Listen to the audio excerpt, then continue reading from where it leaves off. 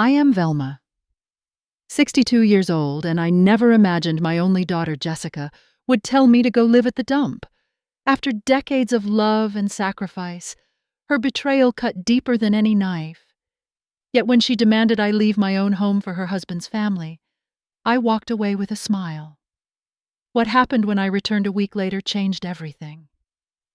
If you're watching this, let me know where you're from. In the comments, hit that like and subscribe button, and stay for a twist that taught my daughter the lesson of a lifetime. Life has a way of blindsiding you when you least expect it. For me, that moment came after 8 years of widowhood, in the home I thought would always be my sanctuary. My husband Daniel passed away from a sudden heart attack, leaving me to navigate retirement alone. We'd been together for 20 years, though I'd raised Jessica mostly as a single mother before meeting him. Daniel was the love of my life coming in when Jessica was 12, helping me guide her through those difficult teenage years. I dedicated 35 years of my life to teaching kindergarten at Oak Ridge Elementary. Those little faces greeting me each morning gave me purpose, especially after Daniel died. I retired just 2 years ago, looking forward to gardening book clubs and occasional travels. The modest 2-story house on Maple Street had been my pride and joy. For decades, the mortgage finally paid off through years of careful budgeting and extra summer school teaching. Jessica had been my world from the moment she was born. I still remember her as that bright-eyed little girl who collected rocks and made up stories about each one. So thoughtful, always bringing me dandelions and crayon drawings. As she grew older, I noticed small changes, the increasing importance of brand names, comparing what she had to her friends' possessions. I blamed myself sometimes, wondering if my modest teacher's salary made her yearn for things I couldn't provide. When she met Richard at 27, I had reservations I couldn't quite name. He worked in real estate development, always talking about his next big deal, while driving a car that seemed beyond his means. But Jessica looked at him like he hung the moon, and I wanted her happiness more than anything. "Mom, he's ambitious," she'd say whenever I carefully expressed concerns. "We won't struggle financially like you did." Those words stung, but I swallowed my hurt. Hadn't I worked hard to give her everything I could? The braces dance lessons, the college education that left me paying off my own loans well into my 50s. But mothers forgive, and I chose to see only the good in my daughter's choice. Their wedding 3 years ago was lavish, more than I thought appropriate, but I contributed what I could and kept my opinions to myself. They bought a stylish condominium downtown that stretched their finances. Jessica always talking about upgrades and renovations. Then came the housing market downturn, and Richard's commission checks grew smaller. Jessica called me in tears one evening, explaining they might lose their condo. "Sweetheart, why don't you stay with me until things improve?" I offered immediately. "There's plenty of room." My house wasn't extravagant, but it was comfortable with 3 bedrooms, a finished basement, and a garden that bloomed magnificently in spring. The mortgage was paid off, and I thought it would be a soft place for them to land while they rebuilt their finances. Perhaps selfishly, I also welcomed the company. The house felt too quiet sometimes. They arrived with more belongings than I expected, Richard complaining about the downsizing as they carried boxes into my guest bedroom. I noticed Jessica's slight grimace when she surveyed my living room with its comfortable but aging furniture and family photos. "We can spruce this place up a bit," she said, not unkindly but with a certainty that made me pause. I brushed it off, telling myself it was natural for a young woman to have different tastes than her mother. What I didn't realize was that this small comment was the first warning sign of what was to come, a fundamental shift in our relationship that I was too trusting to see clearly. "It's so generous of you to take us in, Velma," Richard said with that charming smile that never quite reached his eyes. "We won't be underfoot for long, just until my next development deal comes through."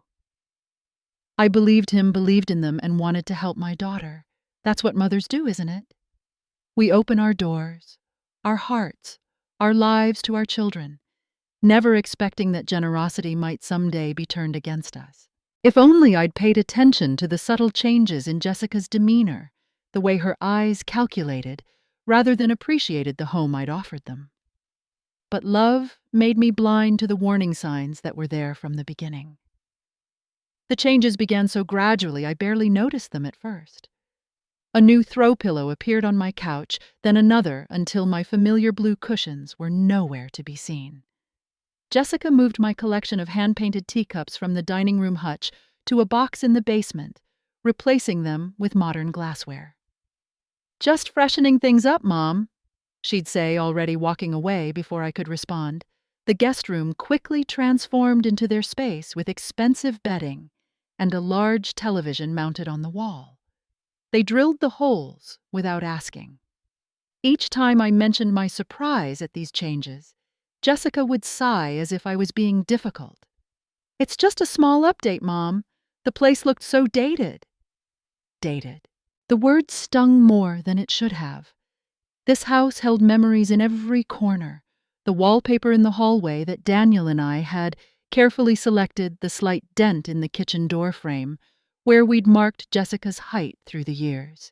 Dinners became increasingly tense affairs. Richard would dominate conversations with stories about his business prospects, while Jessica nodded admiringly.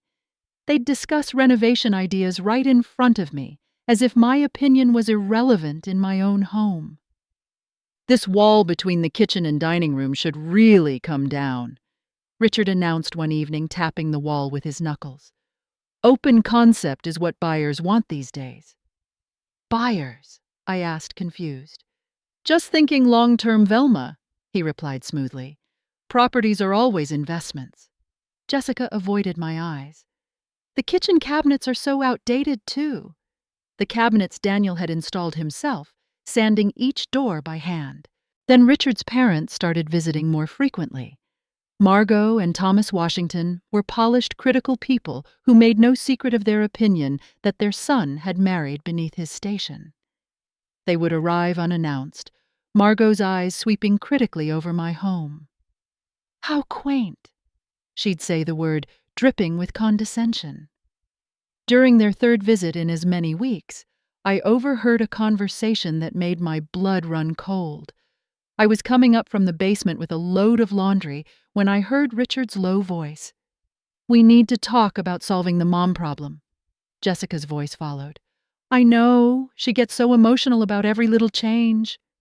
"It's not sustainable," Richard continued. "My parents can't keep staying at hotels when they visit. They should be able to use the spare room." "I'll talk to her," Jessica promised. "She'll understand eventually." I stood frozen, the warm laundry clutched against my chest. The mom problem was that what I'd become in my own home, just a problem to solve. That evening I tried to talk to Jessica as she scrolled through her phone in the living room, the television blaring a reality show I didn't recognize. "Sweetheart, I think we need to discuss boundaries in the house," I began carefully. She barely looked up. "What boundaries, Mom? We're family." "Yes, but this is still my home, and I'd appreciate being consulted before things are changed or guests invited for extended stays." Jessica put her phone down then, giving me a look that was both pitying and annoyed. "Mom, you're being overly sensitive. We're just trying to make this place more comfortable for everyone. Richard's parents are family, too." "They've been here every weekend this month," I pointed out, "and they're Richard's parents. Would you rather he cut them off?" "That's not what I said at all." I tried to explain, but Jessica had already picked up her phone again, clearly dismissing me. "You're tired, Mom. We can talk about this when you're not so emotional." Emotional. The word hung in the air like an accusation. Had expressing basic expectations in my own home become an emotional overreaction? The first major argument came when I returned from grocery shopping to find my reading nook in the corner of the living room completely dismantled. My bookshelf was pushed against a different wall, my comfortable reading chair nowhere to be seen, and in its place was an enormous gaming setup with a chair and multiple screens. "What happened to my reading corner?" I asked, Standing in the doorway with shopping bags still in hand, Richard glanced up from his new command center. Jessica and I moved things around a bit. Your chair is in the basement. This setup needs the outlet access that corner provides. I found Jessica in the kitchen and tried again to explain my feelings. I've had my books and chair in that corner for 20 years. That's where I have my coffee every morning. There's plenty of other places to sit, Mom, she replied, exasperation clear in her voice. Richard works from home sometimes now. He needs a proper setup. But that's my space, I insisted, my voice breaking slightly. Jessica turned to me, hands on her hips. Mom, you're being selfish. This isn't just your house anymore. We live here too now. Selfish. The word echoed in my mind as I retreated to my bedroom, the one space that remained undisturbed.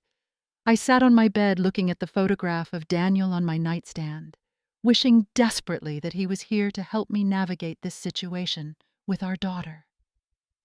But even as hurt welled up inside me, I told myself that families compromise, that having Jessica close was worth some discomfort on my part. What I didn't realize then was that I wasn't being asked to compromise.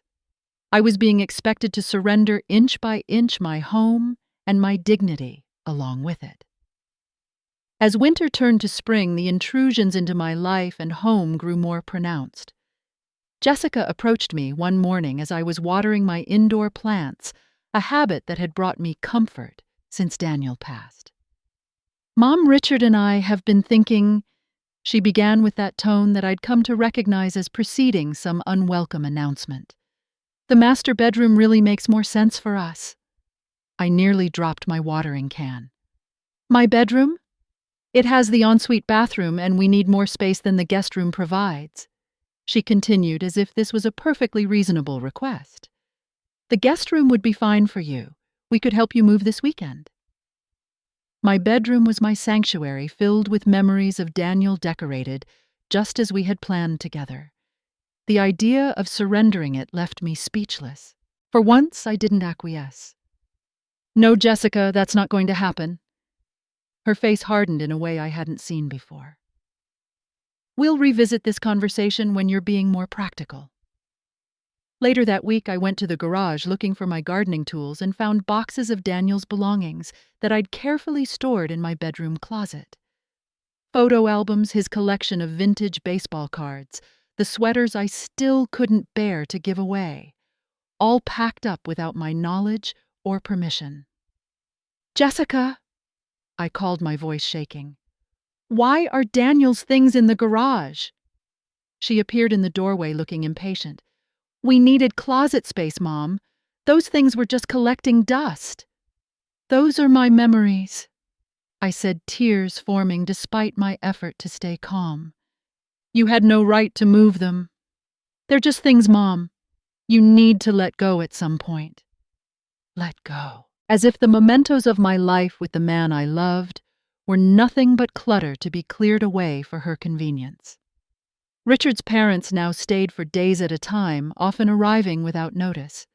Margot had taken to suggesting changes to my garden, actually pulling out perennials I'd nurtured for years to make room for the ornamental grasses she preferred.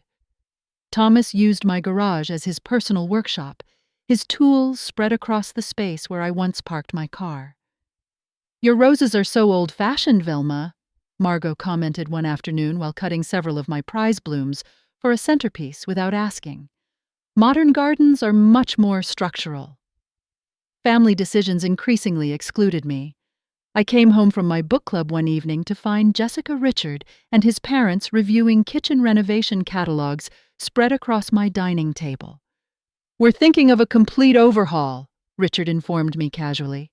Stainless appliances, granite countertops, the works. But I just replaced the refrigerator last year, I protested weakly.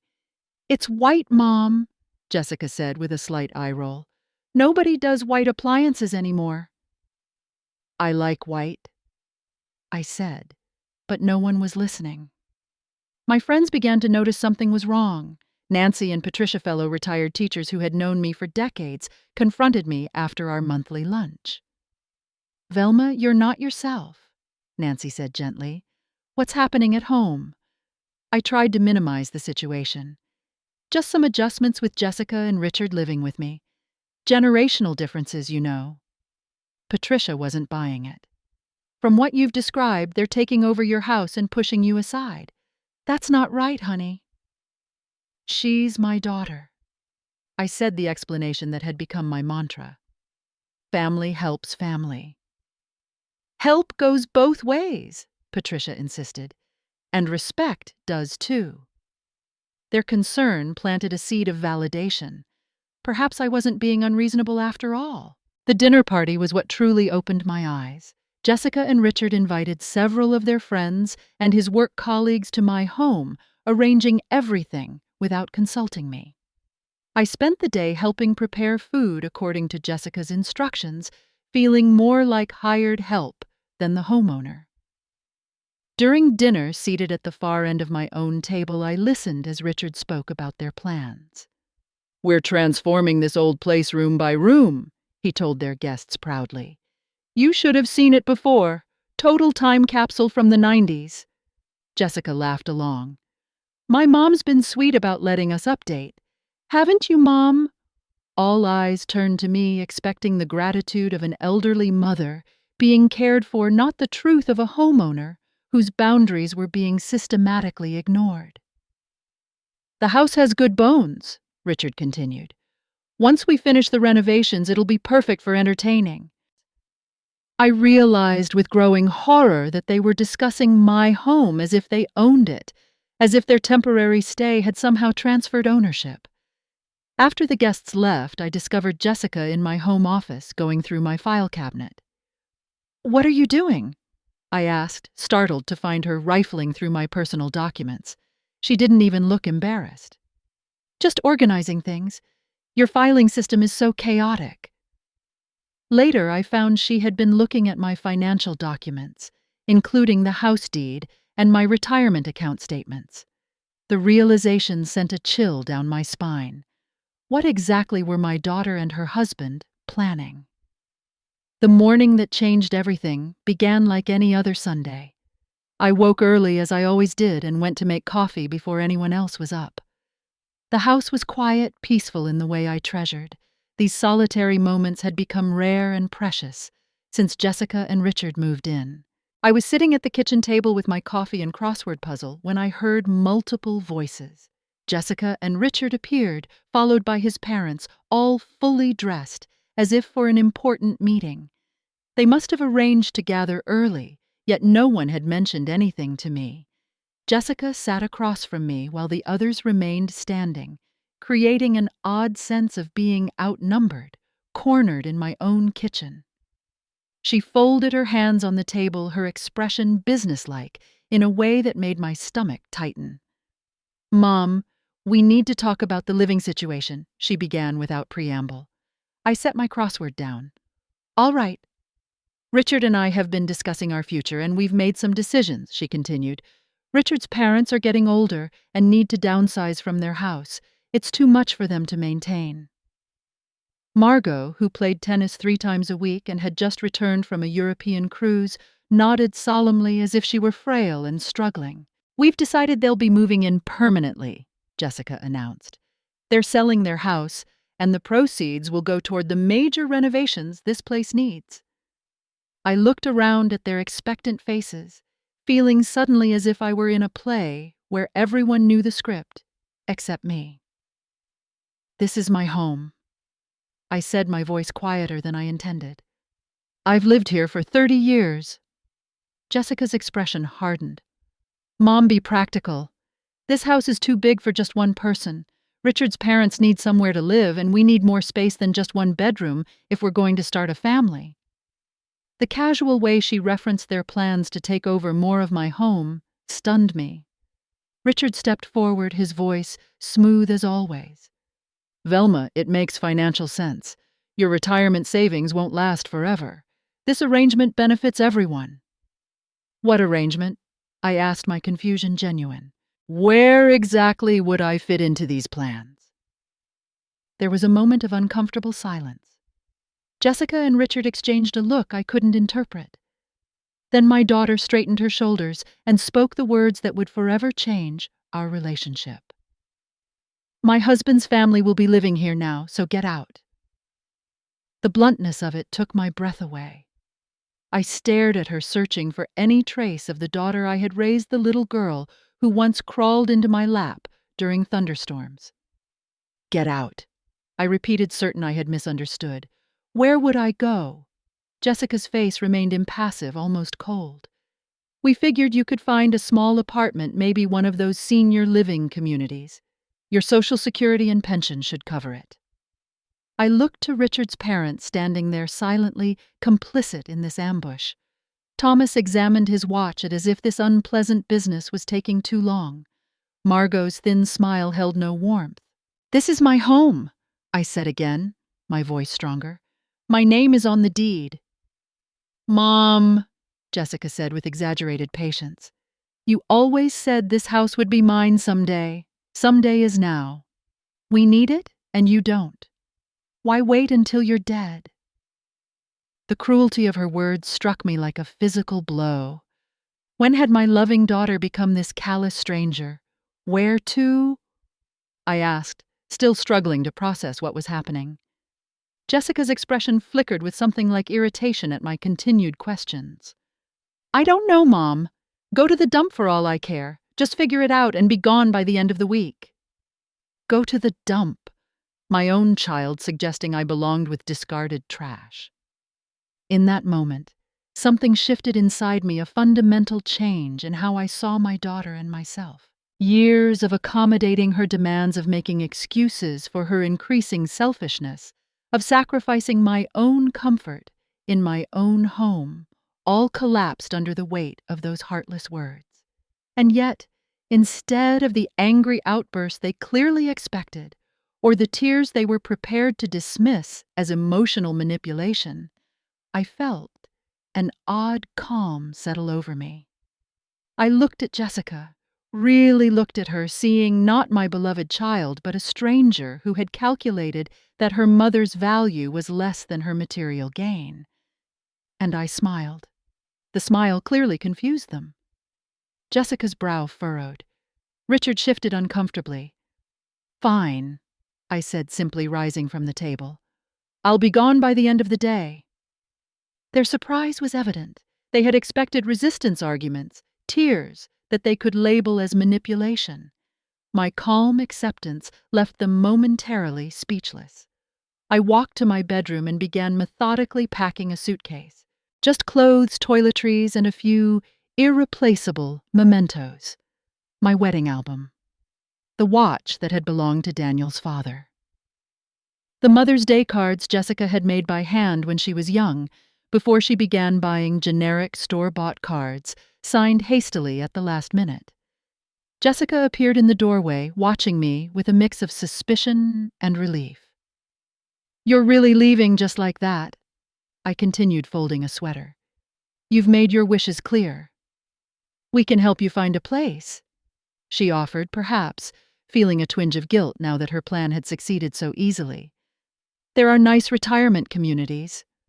"I'll manage on my own," I replied, zipping my suitcase. As I carried my meager belongings to my car, the Washington family watched from the porch, Richard already talking about which walls they would remove first. Jessica seemed uncertain, as if my lack of resistance had thrown her off balance. I placed my suitcase in the trunk and turned to look at the house that held the history of my adult life. The garden I had nurtured through countless seasons. The porch swing where Daniel and I had spent summer evenings. The window of Jessica's childhood bedroom. "The property tax bill comes next month," I said calmly. "And the roof will need replacing within the year. Daniel always said the west side goes first." Then I got into my car, gave them one last smile that seemed to unsettle them all, and drove away from the home I had built, leaving my daughter to believe she had won. What Jessica didn't know was that the game she thought she was playing had rules she didn't understand, and the final move was still mine to make. The moment I was alone in my car parked a few blocks away, the emotions I had suppressed came flooding out. My hands trembled on the steering wheel as sobs racked my body.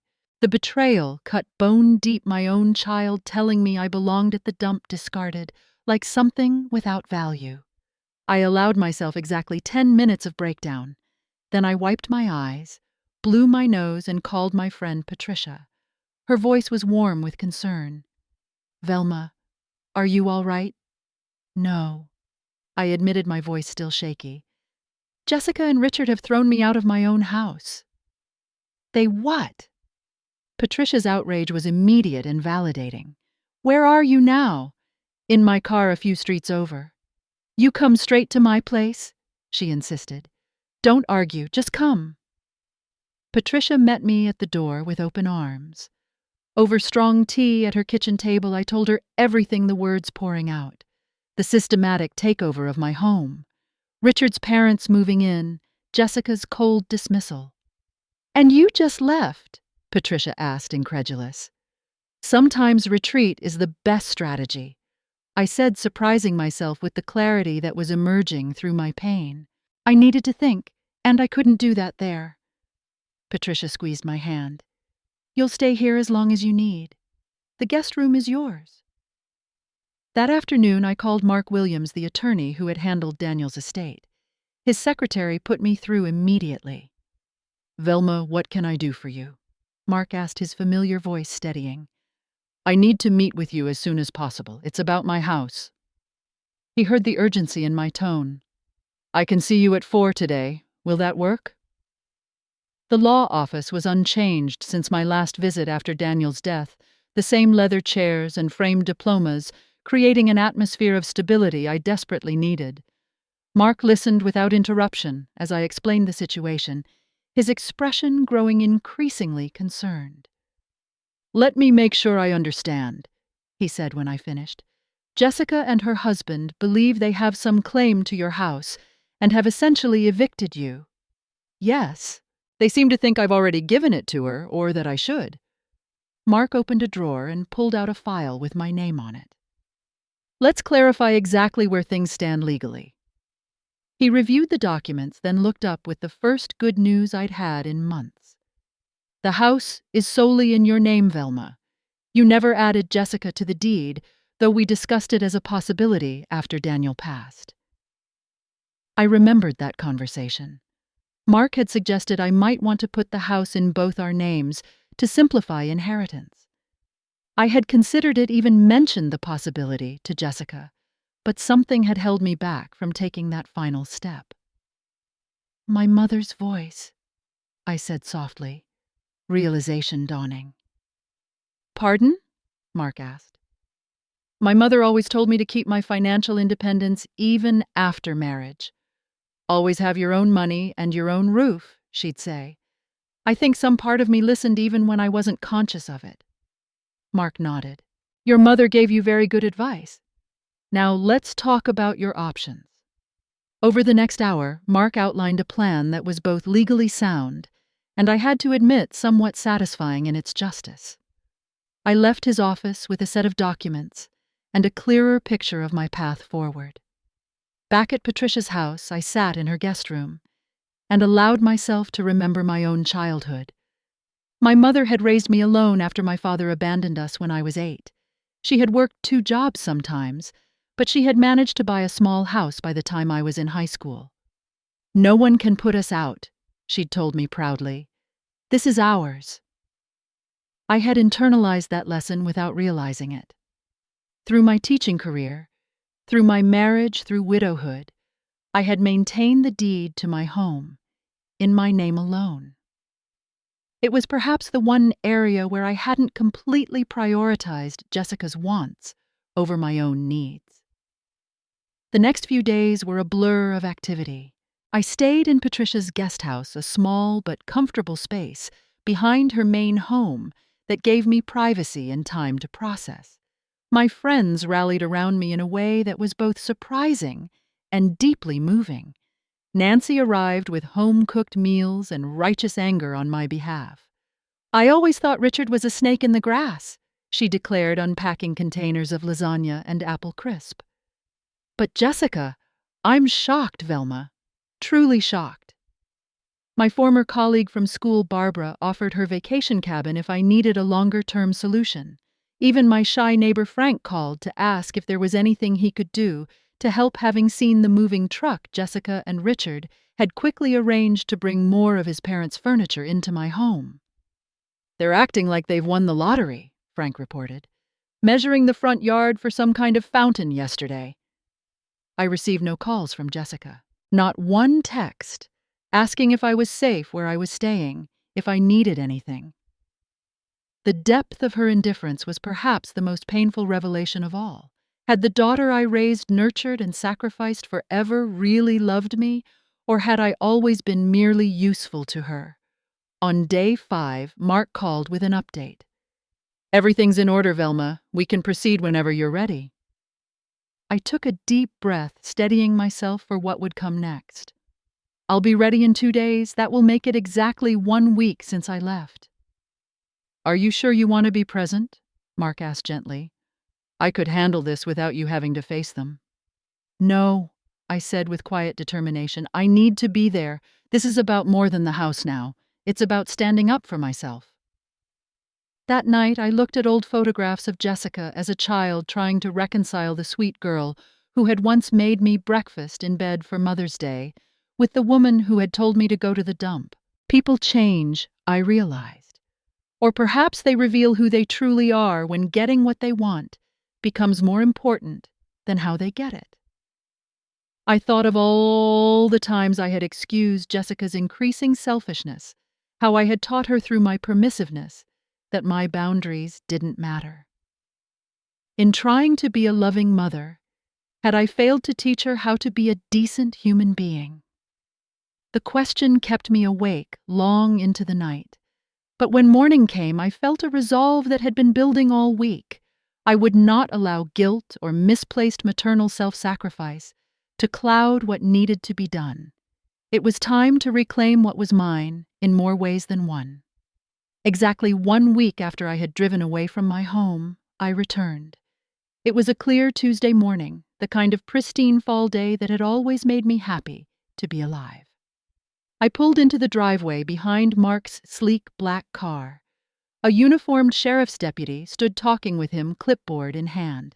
The locksmith's van was parked at the curb. For a moment, I sat watching the house, my house, with its familiar lines, and the garden, now showing signs of neglect, after just 1 week without my care. Then I squared my shoulders, picked up my purse, and got out of the car. The front door opened before we reached it. Jessica stood there, her expression morphing from confusion to alarm as she registered Mark in his suit, the deputy, the locksmith. "Mom, what's going on? Who are these people?" I met my daughter's eyes steadily.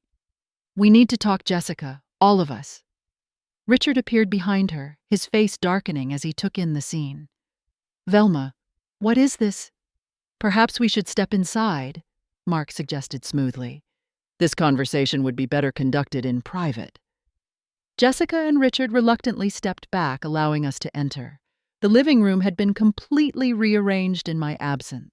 My furniture was gone, replaced with modern pieces I didn't recognize.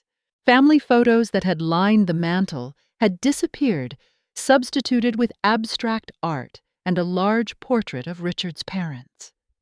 Margot and Thomas themselves emerged from the kitchen, their expressions hardening when they saw me. "What's the meaning of this intrusion?"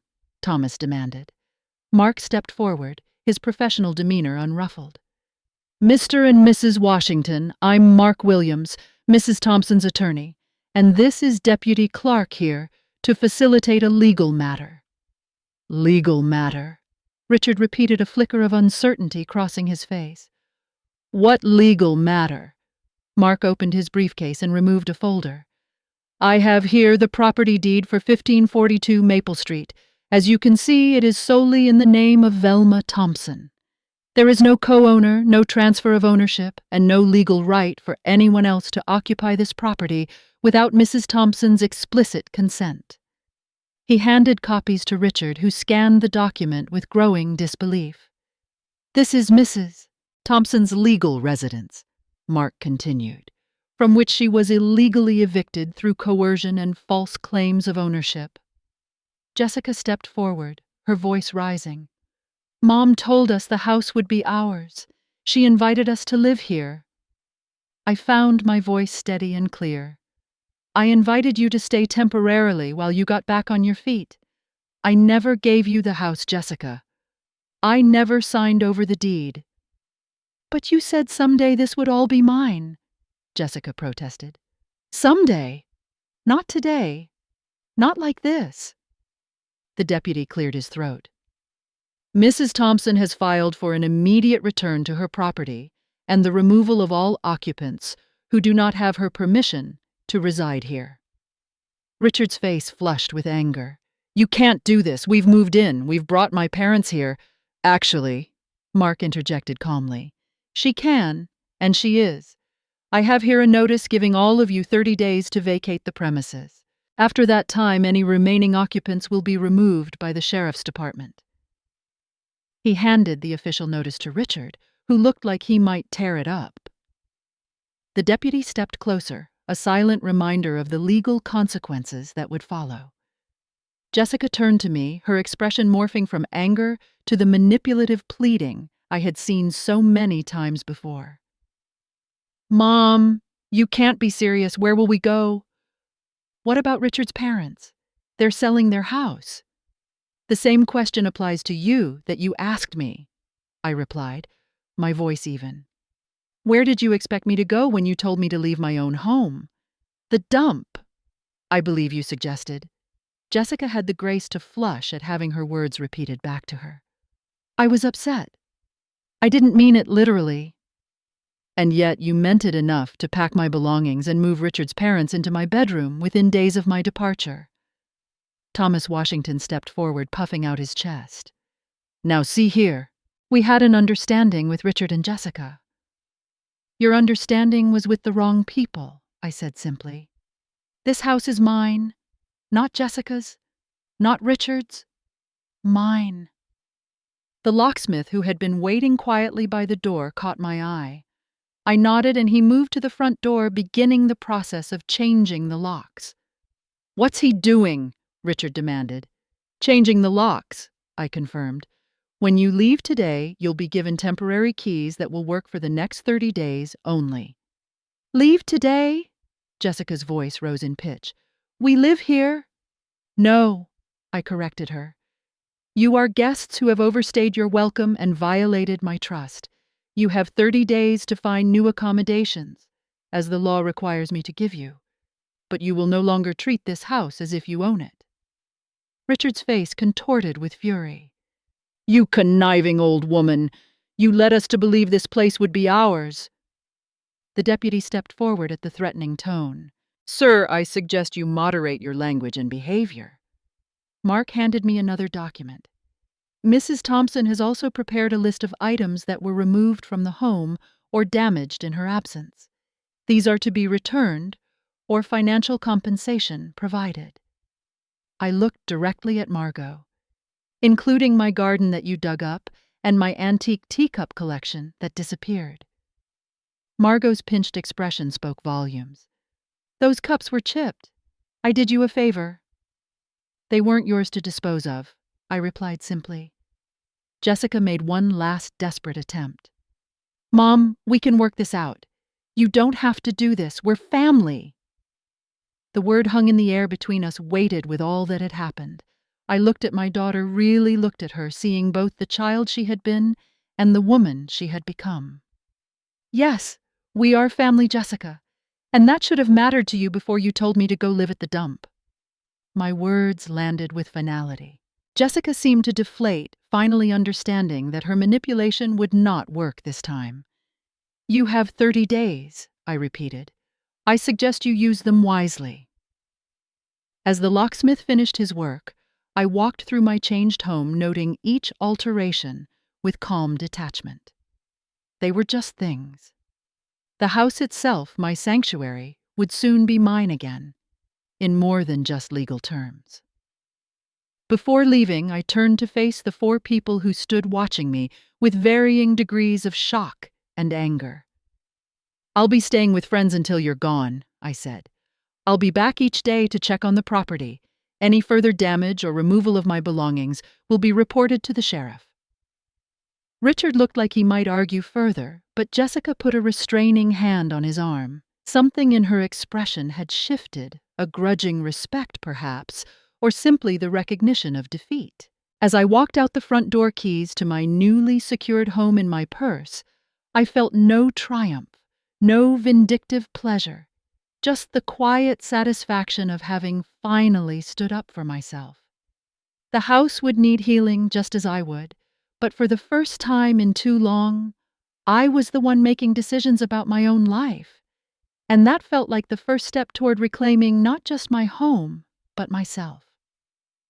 The 30 days I had given Jessica and Richard became 23. I returned home one afternoon for my daily check to find a moving truck in the driveway, and the house eerily empty. A neighbor told me they had left early that morning, Richard's parents following in their luxury SUV, all of them tight-lipped and refusing to make eye contact with anyone on the street. Inside, I found the house stripped of anything that wasn't bolted down. My remaining furniture had been shoved haphazardly into corners. There were holes in the walls where they had removed fixtures, water damage in the kitchen where they had disconnected the refrigerator without turning off the water line. It was petty, spiteful damage that spoke volumes about their character. But the house was mine again. I stood in the echoing emptiness, feeling both relief and a profound sadness. This would be a new beginning, but one born from an ending I had never imagined. My relationship with my only child was fractured in ways that might never fully heal. Patricia helped me move back in that evening, bringing essentials until I could replace what had been taken. My bed was gone, so we set up an air mattress in the living room. "It looks like a war zone," Patricia observed, surveying the damage. "It'll get better," I said with more confidence than I felt. One room at a time. The healing process began slowly, both for the house and for me. I hired contractors to repair the most serious damage. Friends helped me paint over the garish colors Jessica and Richard had chosen. Nancy organized a furniture drive among our social circle, bringing pieces that people were replacing or storing. "Everyone wants to help Velma," she told me. "You've been there for so many people over the years. Now it's our turn." The outpouring of support overwhelmed me. Former students, now adults with families of their own, appeared with homemade curtains, potted plants, and offers of assistance. Frank from next door showed up with his toolbox and spent a weekend repairing everything from loose cabinet doors to the porch steps that had begun to rot. "Always meant to help Daniel with these," he said gruffly. "Never got around to it." Slowly, the house began to feel like mine again, though different.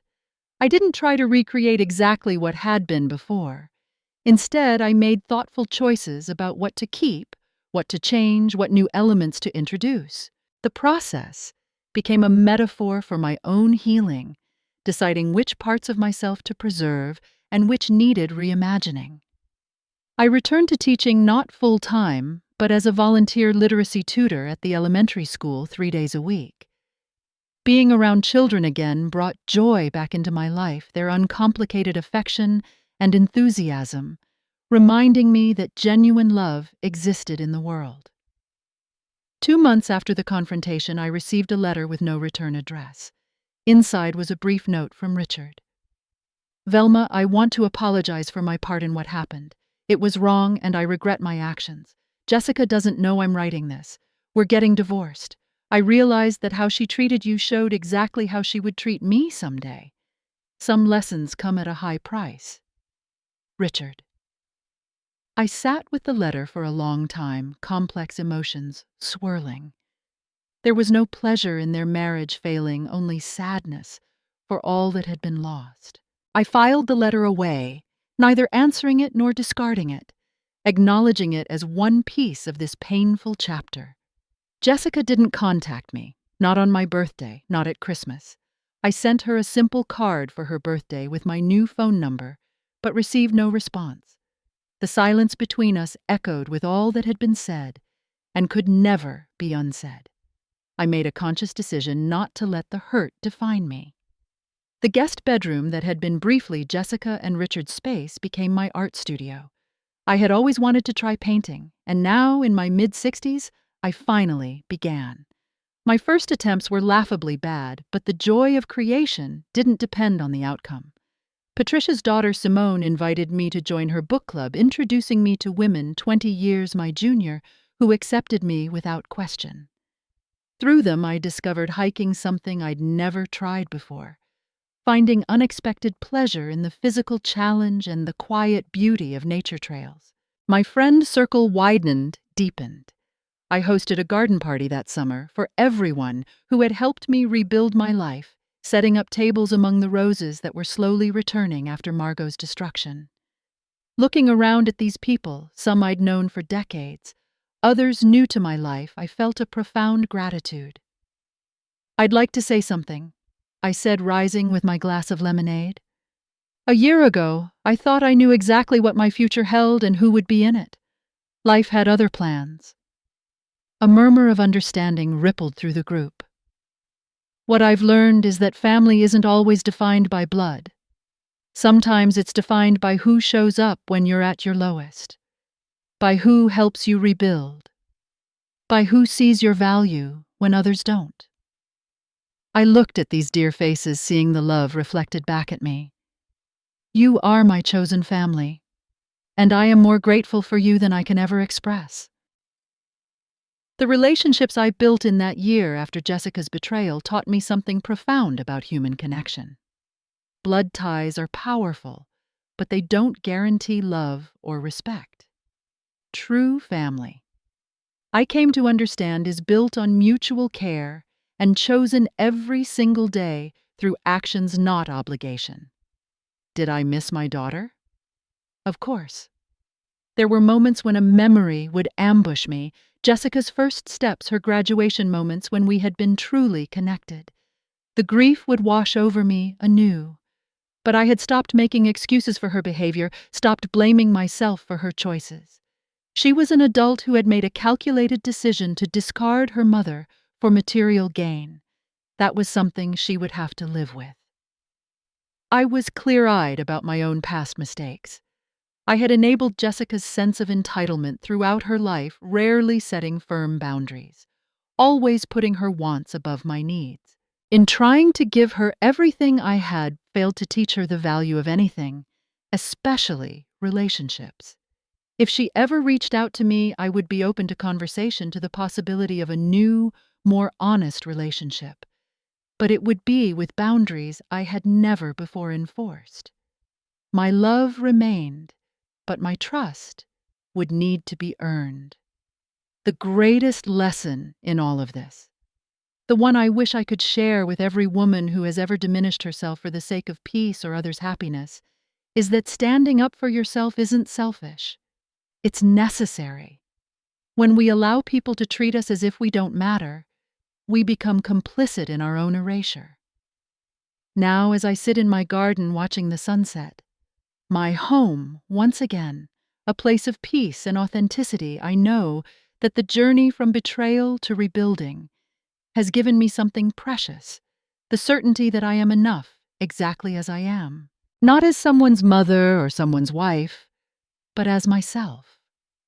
Velma, a woman who finally learned that the greatest act of love is sometimes the love we show ourselves.